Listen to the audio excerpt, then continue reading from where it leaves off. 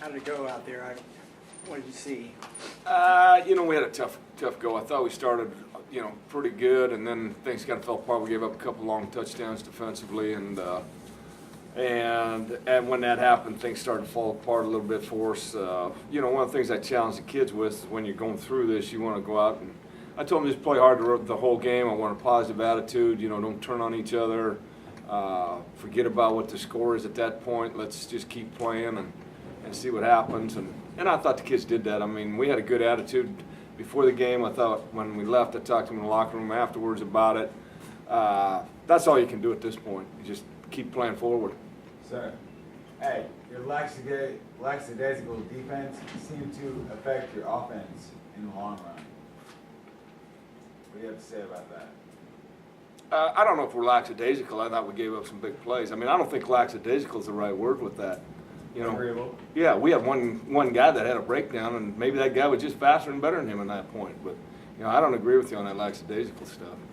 I noticed you had Deion Sanders Jr. in on kickoffs, and you got a couple of kickoff penalties on the other team. Can you talk about his impact on the special teams? I like what he does back there.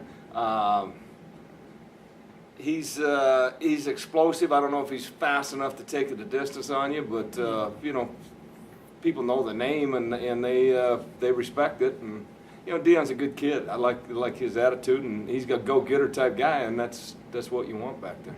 Last week you talked about some guys getting out of their assignments, trying so hard to make a play. Did you see them? Was that cleaned up this week in your eyes, staying within the assignments? Yeah, I think so. I mean, we had a couple assignment busts, I thought, late in the second quarter there. But, that's just guys, maybe, I don't know, just things that went wrong at certain points. I always say if you grade out an 80%, you're right on your assignments in the game. You're playing pretty good football. And I thought, and again, I'm going to have to watch tomorrow, but I thought for the most part, kids did what we asked them to do. Now, what prompted the change from Christich? Was it ineffectiveness, or did you just want to get the other two guys in? And moving forward, who do you foresee using the most?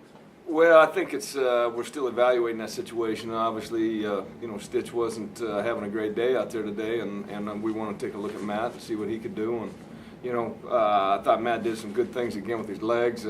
Threw a couple of good passes, but he was 3 and 9 on the day, and 33% ain't going to get it done at quarterback. So we're struggling there. Let's be honest with it. One thing you guys find out about me, I'll tell it the way it is, and we're struggling at that position. After he came out, Kirstich had some big kind of wrap on his arm. Was that part of the decision to make the move to Matt? I really don't know because I let Dan handle all that. All I know is Matt came in, and I wanted to see what Matt could do. And then right at the end, Coleman came in, and then we got to evaluate that. Obviously, Stitch wasn't good enough today, and I think that's been part of our problem all along since Gilbert got hurt back in the South Florida game. What did you think of Matt when he took over? I thought he did some good things at times. I think we got to put in a package that's more compatible to him if we're going to go with him. To think he's going to read those routes and do those kind of things right now, I don't think he's ready for that. But, we got 2 weeks to get him ready for a game, so we just have to see how that kind of sorts out.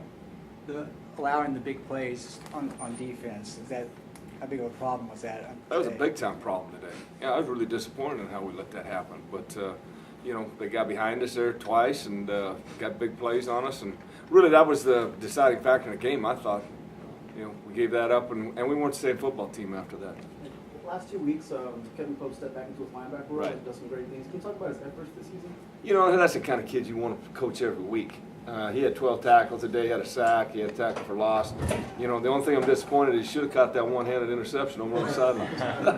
But no, you got to love that kid. I wish I had 20 of them. We wouldn't be sitting here talking about problems if I had 20 kids like Kevin Pope. At one point, Prescott Line was getting his ankle rewrapped, and then Luke Seeker got his bell rung. Was Kevin Pope ever lobbying to play both offense and defense and never come off the field at all? Well, I saw he headed over towards the offense at one point, and I don't, I'm trying to coach the defense and get those guys straightened out. So, I'm sure he was thinking he was going in. So, that's just the kind of kid he is. I wish I had a whole bunch of those.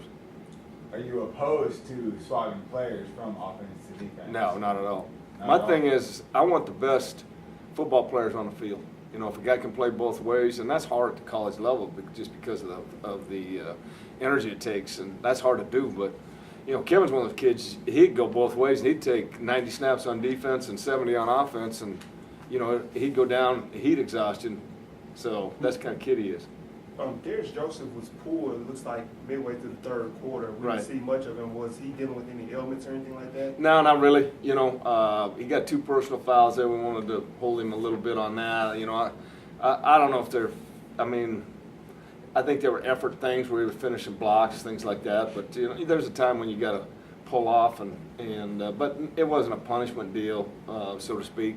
I think we were taking a look at some different guys. The game was out of control then. Let's see if we can find a playmaker or something like that. Do you think you can get control of the next game? I don't know. We're going to have to see. I mean, Tulsa's struggling just like we are, you know. I mean, every game is a struggle, but Right. Yeah, I don't know. I haven't even looked at Tulsa. let's see I what have happens. I have no idea what they're doing. So, you know, I'll be honest with you. I don't know. We'll figure that out, you know, starting next week. What'd you think of Luke Seeker? Yeah, I love Luke. The guy just plays hard. Every time he's in there, he makes something positive happen. You know, he's too slow. He's this, he's that, but he's a football player, and he just makes things happen. I like those kind of kids. I mean, I wish I had a whole bunch of them. Coach, 8 tackles for loss, 3 sacks, and a forced fumble. What are you doing differently on the defensive side of the ball to get some more pressure, some better pressure like that? We just got to keep fires on and doing some stuff. You know, part of the problem I think is this is going into year 7. There's a lot of film on what I do. I'm going to change some things. What we do from a pressure standpoint. The thing that people got to understand too is with the offenses these days, they spread the field, and to me, the game of football has changed. It's about one-on-one matchups now, and we didn't win some one-on-one matchups today. One more. Offensive line only allowed 2 sacks today. You made any adjustments to? It seems like your sacks totals are lessening every year. Yeah, I think that group's getting better and better. You know, Tim Davis came in and did a great job of coaching those guys, and I think those guys are starting to believe in each other. And you know, I don't know if it was the switch, you know, inside with the center and guard, but those kids I thought played pretty good today, and that was a major problem earlier in the year before I took this thing over.